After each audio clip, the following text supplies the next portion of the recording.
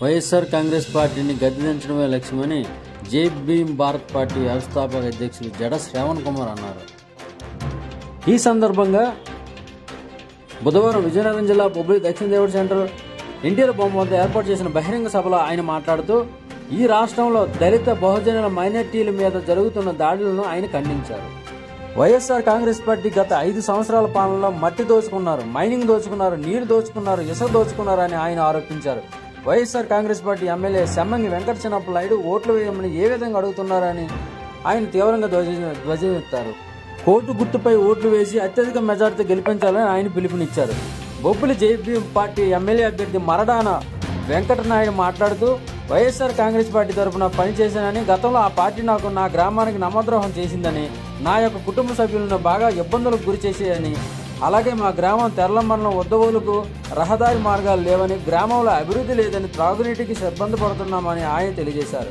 YSR Congress party నమ్ముకుంటే మా గ్రామ ప్రజల జీవితాలు నాశనం చేశారని ఆయన ఆరోపించారు. ఈ సమావేశానికి ముందుగా స్థానిక సూర్య రెసిడెన్సీ నుండి భారీ జనసంద్రోహంతో ర్యాలీగా గాంధీ బొమ్మ మీదుగా స్థానిక దక్షిణ దేవుడి సెంటర్కి చేరుకుని అక్కడ బహిరంగ సభలో పాల్గొన్నారు.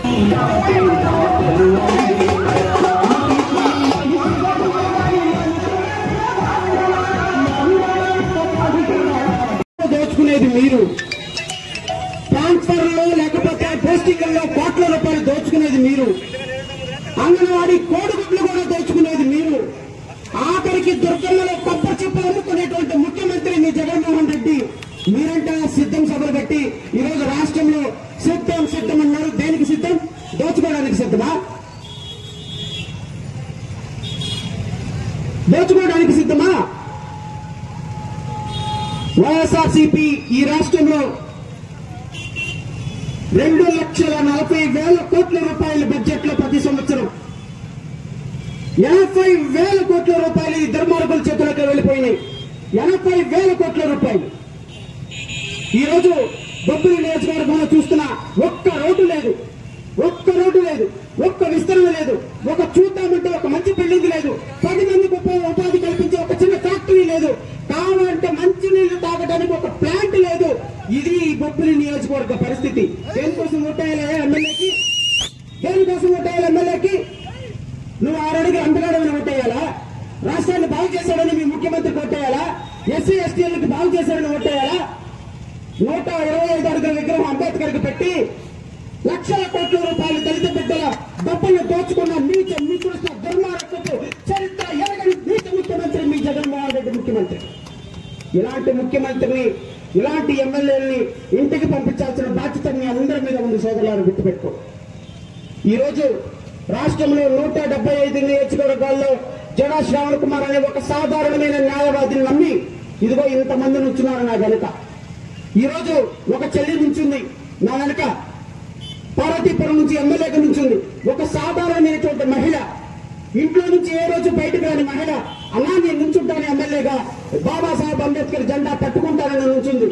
ఇక్కడ ఇప్పుడు మీకు పరిచయం చేసిన అభ్యర్థులు ఎవ్వరికీ కూడా కనీసం నాకు తెలిసి నాయుడికి ఏమైనా కొద్దిగా ఆర్థిక పరిస్థితి ఉందేమో, కానీ మిగతా వాళ్ళందరూ కూడా అత్యంత కఠినమైన నిరుపేదలు. సోదరులు గుర్తుపెట్టుకో. కాబట్టి నువ్వు మా కార్యకర్తల మీద కానీ, ఎస్సీల మీద కానీ, ఎస్టీల మీద కానీ, బడుగు బలహీన వర్గాల మీద కానీ, ఎవరైనా సరే అక్రమాల్లో నిరుపేదలు కానీ, మా కులం కాదు, మా మతం కాదు, మా ప్రాంతం కాదు, డబ్బు లేదు అని కానీ వాళ్ళ మీద పోరాటం చేస్తే కబడ్డారు. గుర్తుపెట్టుకో. వైఎస్ఆర్సీపీ ఎమ్మెల్యే చెప్తున్నాను, ఇంటికొచ్చి నువ్వు ఎవరైనా సరే ముఖ్యమంత్రిని కోన్కిస్గా గొట్టమన్న వాళ్ళ మీద నిన్ను భయపడాల్సిన పని లేనే లేదు.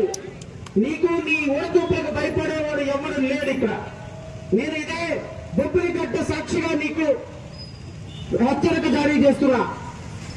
పిచ్చి పిచ్చి వేషాలు కనుక వేసినట్టుంది అంటే నీ బట్టలు ఊడదీసి హైకోర్టులో నిలబెడతామని మాత్రం గుర్తుపెట్టుకోమని చెప్తున్నా.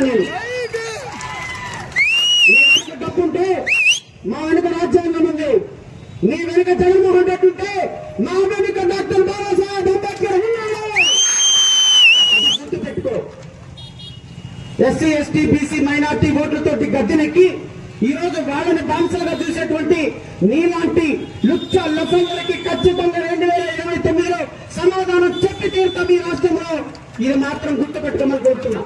నాకు తెలియదు కానీ వైఎస్ఆర్సీపీ ఎమ్మెల్యేని మాత్రం ఇదిగో మా అభ్యర్థి రేపొద్దున ఓటమి అంచుల్లోకి తీసుకెళ్లి ఒక్క తన్ని బయటకు వస్తాడని మాటిస్తున్నాం.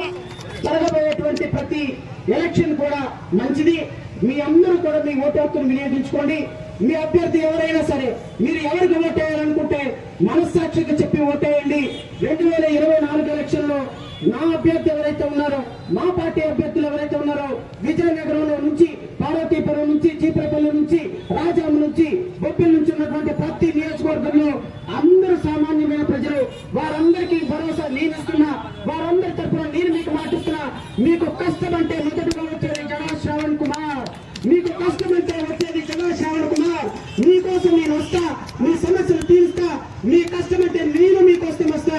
ఏ ఒక్క 5,000 రూపాయలు ఇచ్చిన ఓటరు, డబ్బులు ఇచ్చిన ఎమ్మెల్యే రాడు.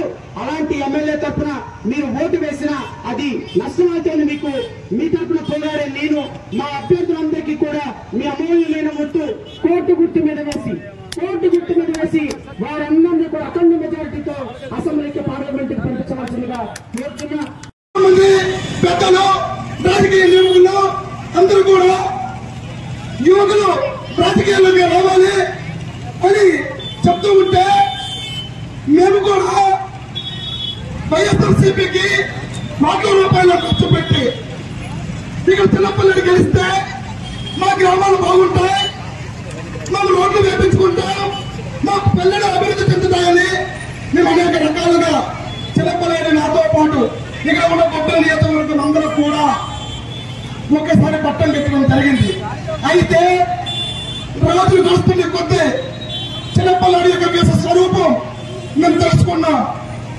ఇతనికి అధికార దానం కోసం మాత్రమే, వీళ్ళ యొక్క భూములు పెంచుకోవడానికి, వీళ్ళ కాంట్రాక్టులు పెంచుకోవడానికి మాత్రమే వీళ్ళకి శాసనసభ్యులుగా పెట్టించామని తెలుస్తూ ఉంది. ఎందుకంటే మా గ్రామంలో మాకు జరిగిన అన్యాయం అంతా ఇంత కాదు. ఒక డెవలప్మెంట్ లేదు. మేము ఒక రోడ్ అడిగాం, వద్దు గడముదామని 4 సంవత్సరాలు ఒక్కలా తిరిగాం. దేనికోసం? మాకు తప్పులు వస్తాయన్నా మా గ్రామ అభివృద్ధి కోసమని, ఒక పూల ఖర్చు కోసం మా గ్రామ ప్రజలందరూ కూడా ఎన్నో విలువలు పెట్టాం. తెల్లమ్మడిలో ఉద్యమాలు ఏ పని జరగలేదు.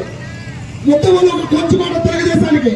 అలాంటిది ఈ దుర్మార్గుల కోసం మేమందరం కూడా పట్టి పెట్టి ఒక శాసనసభ్యుడిగా పంపిస్తే చివరికి మా అందరి జీవితాలు కూడా నాశనమయ్యాయి. ఒక తెల్ల మండలంలోనే కాదు, ఇక్కడ ఉన్న పక్క మండలంలో కూడా పేరు చెప్పు కూడా ఎంతో మంది కూడా ఆర్థికంగా, మానసికంగా అందరూ కూడా ఈ రోజు చాలా వరకు కూడా దుస్థితిలో ఉన్నారు. కానీ నేను కూడా చనిపోయిన పరిస్థితుల్లో నా కుటుంబం గారు మేమగానే ఉంటే జడా శ్రావణ్ కుమార్ గారు యొక్క నా స్నేహితులు చెప్పగానే, మా కష్టాల చెప్పగానే ఆయన మా అమ్మని చెప్పి మాకు ఈరోజు భరోసా ఇవ్వడంతో మేమందరం కూడా ఈరోజు అందరూ కూడా సంతోషంగా ఉన్నాం. అలానే పొద్దున్న చూస్తే యువకులకు ఒక ఉపాధి లేదు, ఒక జోసెట్ డెవలప్మెంట్ లేదు, ఒక షుగర్ ఫ్యాక్టరీ కర్మాగారం కూడా మూసిపోయింది, ఇక్కడ ఉన్న జూట్ బిల్లు మూసిపోయింది. ఇక్కడ రోజు చూస్తే ఎంత దుస్థితిలో ఉన్న మనం అందరూ తెలుసు. అలాంటప్పుడు మరి ఏ విధంగా మరొకసారి నీకు ఓటు వేయాలని నేను యువకులుగా నేను అడుగుతూ ఉన్నా. నీకు ఓట్లు రాగానే కులం గుర్తుకొస్తుంది. ఇక్కడ ఉన్న 90,000 మందికి ఒకే రూపాయలు కావాలని అంటాం. మనం అందరూ కూడా విసిగిపోయాం. ఎందుకంటే మాటల్ని మీరు పక్కన పెట్టి ఓటు అనే ఆయుధం 5 సంవత్సరాలకు ఒక్కసారి వచ్చింది. కానీ రాబోయే ఎన్నికలలో ఒక పార్టీ అధికారంలో వచ్చిన తర్వాత గత చరిత్ర చూస్తే ప్రతిపక్షాలని ఏ విధంగా అయితే గొంతు నొక్కారో, ఎవరు కూడా రాష్ట్ర బాధ్యతలను కూడా తీసుకోవాలనే పరిస్థితిలో ఉన్నప్పుడు రాష్ట్ర ప్రముఖ న్యాయవాది మన ఆశాజ్యోతి